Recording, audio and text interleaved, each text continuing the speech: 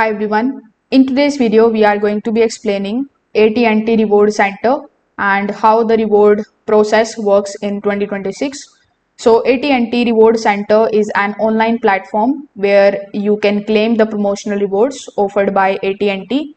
So these rewards are usually part of the special promotions such as switching to the AT&T internet, activating a new phone plan, or upgrading a certain services. So these rewards are commonly issued as prepaid Visa reward cards or virtual gift cards. The reward center is the place where customers claim, track, and manage those rewards.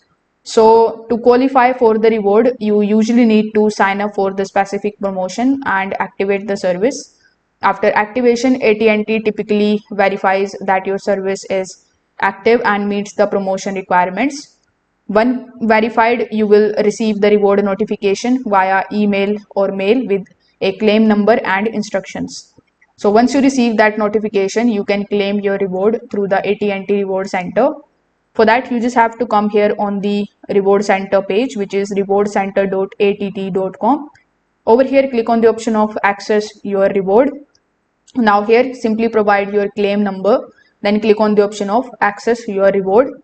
So after submitting this information, AT&T begin processing the reward.